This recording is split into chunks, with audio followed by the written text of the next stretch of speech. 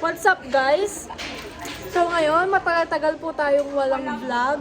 Kasi po, na-busy po kasi kami sa thesis namin, OJT, and everything. So ngayon po, ito po yung mga kaibigan namin nagsusulat ng letter para sa chairman namin kasi nga mga absenter, mga late, mga family problem. So late po sila. Gumagawa po sila ng letter nila. Tinatawaran nila yung ganong problema. Because very relevant siya, di ba? May Nowadays. family problem tapos masayang pumapasa. So ito po. Yan, naman sa museo din. Ito po yung letter nila. Ba't si teacher pa ito? Ito po yung dalawa. Thanks po kay. Ito po. Thanks Ito po.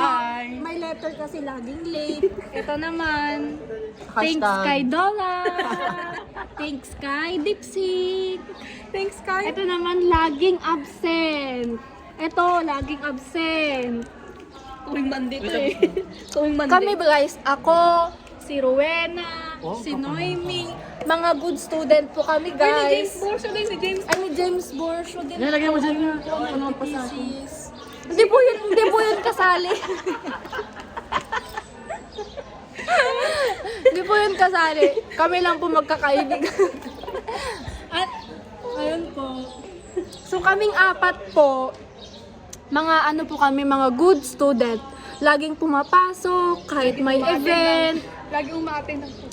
Laging umaattend ng flag ceremony. Ganun po. So, ayan po guys. Next, pov. Tama na. No? Pop nila, best pop nila. Anong masasabi mo na lagi kang late? Anong reason mo? Tamad.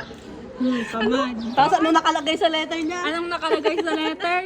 Because of my poor time management. Oh, shit. Ito, anong reason mo ba't lagi kang late? Tamad. Ay, tas absent. Tamad. Tamad. Ayan, mga tamad Ito, sila. ito. Ito, ba't lagi kang late at absent? Recently I've been staying up all night very late. That's why because of kasi I've been having a excessive amount of workloads. That's why Wow! Very amazing. Magic! yun yung reason. Ay, wow. Ito si Renz, may dipsic.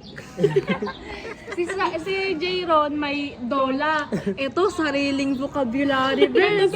Manto siya, best. Manto siya. Nakasili. So, yun yan guys. Bye!